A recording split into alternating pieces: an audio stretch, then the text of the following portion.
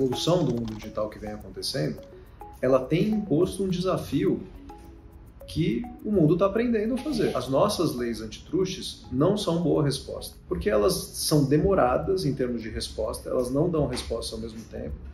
É muito melhor você prevenir uma situação monopolística, evitando que ela se cristalize e, portanto, demande respostas que muitas vezes não vêm, o que a gente vê é que não vem. Prevenindo, eu consigo atingir os objetivos, que é ter um mercado competitivo, que é ter preço mais baixo para os consumidores e para as empresas consumidoras, é ter mais liberdade de opção para o consumidor, para fazer os pagamentos sem taxas abusivas.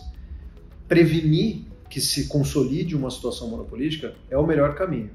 E a regra que está colocada hoje não permite esse remédio preventivo, que é o que nós estamos apresentando depois de ter feito um estudo amplo a respeito.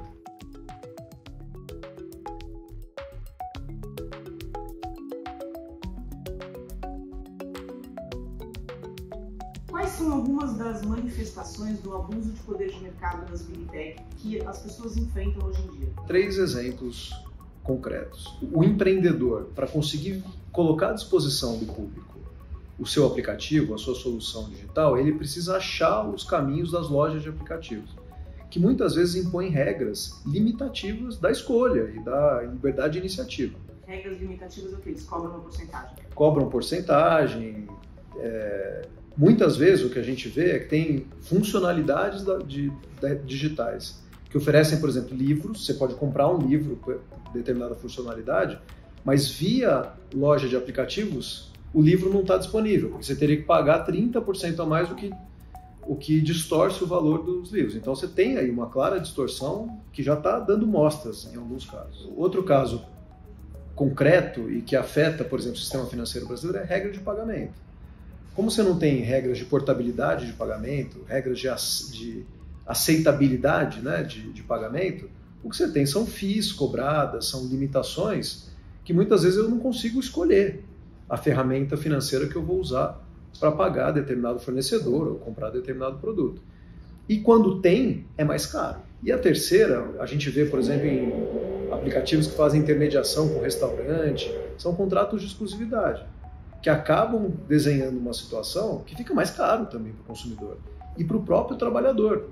O trabalhador de aplicativo, por exemplo, ele não tem opção. Ele tem que, de fato, concordar com aquela taxa que ele paga ao intermediário sem opção de trabalho. Uma coisa que é fundamental para a gente, que é garantir que o Brasil ganhe em competitividade e em produtividade. O tema da produtividade, quando a gente olha, é um tema fundamental para o futuro do país. O Brasil, e não só o Brasil, a América Latina também, vem se debatendo com o tema, como a gente aumenta a nossa produtividade. Por isso que aqui no Ministério a gente fala de reforma tributária, a gente fala de plano de transformação ecológica, criando mercado de carbono, criando lei de combustível do futuro. E por isso a gente precisa olhar para o mercado digital, que acaba concentrando a economia real, não é mais a economia digital, é a economia real. E dar condições para que, de fato, inovação ocorra, né? Custo mais barato para os consumidores brasileiros, proteção para os trabalhadores, e isso em balizas liberais, que é garantir competitividade, concorrência no nosso mercado digital.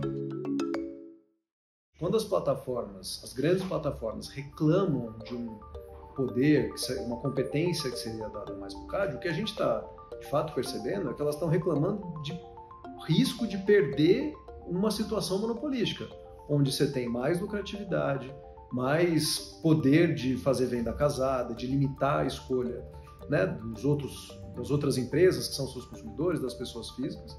E, de fato, o que nós estamos propondo é assim, você vai ter mais inovação quanto mais competitividade.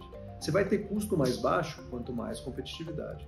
Você vai ter mais acesso a outros empreendedores, pequenas empresas, mais inovação mesmo, quanto mais competitividade.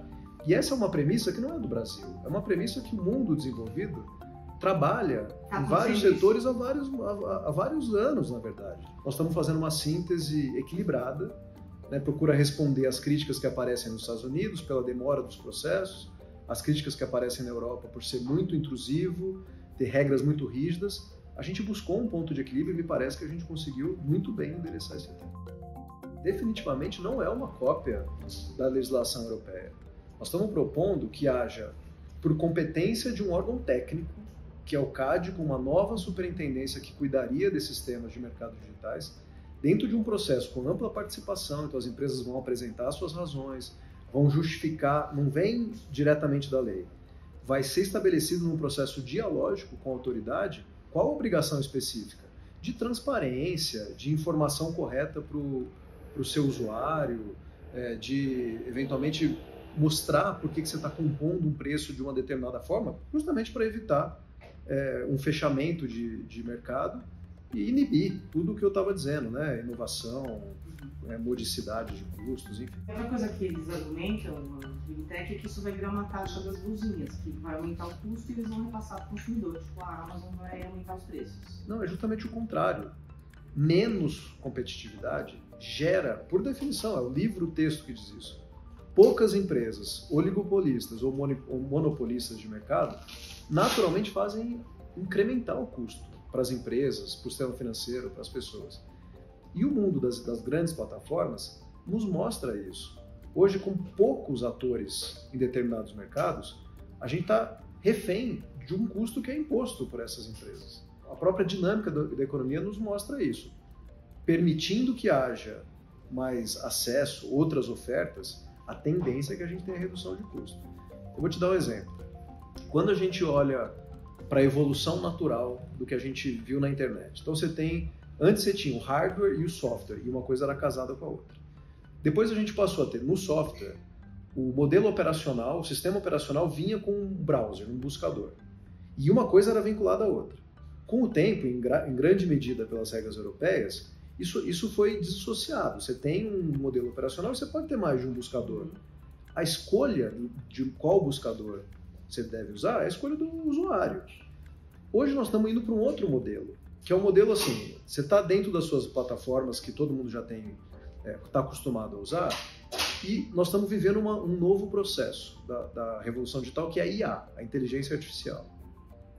Que modelo de IA eu vou usar na minha vida? Uma situação monopolística, em que você está refém das plataformas que você tem acesso no dia a dia, hoje a gente já tem visto que elas estão direcionando, elas estão condicionando o uso da IA que eu vou ter. E é possível que a gente pense no futuro se isso é razoável. Se eu devo por estar usando um determinado aplicativo, está obrigatoriamente vinculado a um determinado IA, determinado aplicativo de IA. Como aconteceu no passado, e isso olhando do ponto de vista da cidadania, né, da pluralidade de ações, de inovação, me parece bonito que a gente reflita sobre isso e veja que a gente pode ter mais de uma opção, fomentando interoperacionalidade, fomentando modicidade, no melhor interesse do usuário. E a lei agora teve um relator designado, né, o Anel. O que acontece? Quais são os próximos passos do ponto de vista do governo? Como é que vocês estão vendo a velocidade de tramitação disso aí? A gente teve uma primeira conversa com o deputado Ariel, foi uma conversa muito produtiva. Acho que está muito claro o objetivo que a gente pretende atingir com a lei.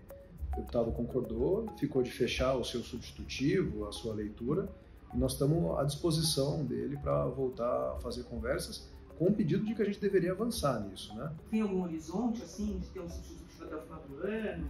Ainda não, para ser sincero, mas eu acho que a gente tem sinalizado da urgência desse tema.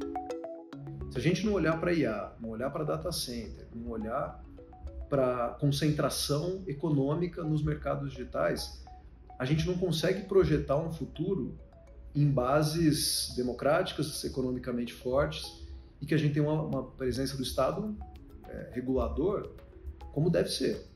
Então, a gente gostaria de fechar esse ciclo de 4 anos do presidente Lula com essas entregas. Lembrando que a efetividade desses temas vai para além de 26. A gente precisa deixar o legado do país como a tributária é, como o mercado de carbono é. A regulação da concentração econômica nos mercados digitais, ela deve ser vista como a reforma tributária e como o mercado de carbono. Ela fica como um legado para as futuras gerações. Quando a gente considera que o Supremo deu uma decisão importante para fins de responsabilidade das empresas. Quando a gente olha para a discussão da tributação das empresas que a gente vem fazendo durante todo o tempo aqui. O mercado digital, a discussão de concorrência é a mais madura e é a que deve ser enfrentada de imediato pelo Congresso. Diante do movimento que a gente vem percebendo de aceleração da concentração no mercado digital, ela, eu diria, hoje é a mais necessária. Vocês esperam algum tipo de reação dos Estados Unidos em relação a uma nova regulação de concentração de mercado digital? Eu não, porque os Estados Unidos faz isso. Quando a gente olha para a realidade dos Estados Unidos, há uma série de processos investigando concentração de mercados digitais em face a uma série de empresas. O que a gente está propondo no Brasil é uma regra abarcante que vale para as empresas brasileiras, latino-americanas, norte-americanas, europeias, asiáticas, pega o mundo todo, então não tem nenhum direcionamento. Segue a boa prática norte-americana em grande medida, europeia em outra medida, e que é importante notar aqui, nós não estamos tratando, e o governo inclusive não avançou em nenhuma regulação sobre conteúdo, por entender que o Supremo já tinha tomado decisão sobre isso, é uma regulação de estruturas econômicas. Então, portanto, qualquer discussão sobre moderação de conteúdo, limitação de conteúdo, ela não está colocada aqui. Nós não estamos discutindo o tema da responsabilidade por conteúdo de terceiro, nós estamos discutindo concentração de mercado com externalidade negativa para banco brasileiro, empregado brasileiro, trabalhador brasileiro, consumidor brasileiro, Estado brasileiro. Então, não me parece uma regra muito isonômica que não caberia nenhuma retaliação a respeito.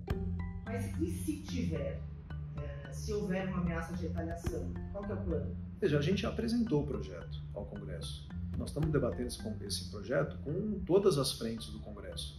E não é um projeto que vai ser mal bem visto aqui ou ali. Muita gente na centro-direita tem nos dito apoio ao processo. Por isso, porque a gente tem empresários brasileiros que reclamam de algumas situações, você tem consumidor brasileiro afetado. Então, eu não acho que a gente passe pelo tema da retaliação aqui, em especial considerando a opção de não avançar numa regulação sobre conteúdo, ou não avançar nesse momento sobre uma tributação adicional às empresas. São temas mais sensíveis. Que seriam temas mais sensíveis, dado um tema que é básico, me parece um tema indisputável. Claro que a gente vai ter que negociar eventuais detalhes de texto, mas o mérito da proposta, ele é indisputável, ele é um valor que a gente tem que observar e basicamente atualizar o nosso sistema brasileiro de defesa da concorrência a uma nova realidade. Que fim levou o nosso imposto digital? A gente chegou a debater o imposto digital aqui o ano passado, quando eu apresentei a lei orçamentária, eu disse que a gente teria essa opção caso o Congresso não avançasse nos temas que a gente apresentou. E a gente avançou no Congresso com o que a gente propôs. Esse ano, como a gente teve um ano de começo de ano difícil do ponto de vista da economia, e a gente foi atingindo as nossas metas de arrecadação durante o ano, não virou um tema para ser reapreciado nesse momento. Mas o que eu sempre disse, a gente já tem amadurecimento, a gente já tem acúmulo suficiente sobre esse tema para, em aproximação ao que está sendo discutido na OCDE, garantir que haja uma justa tributação também desse mercado, desse setor.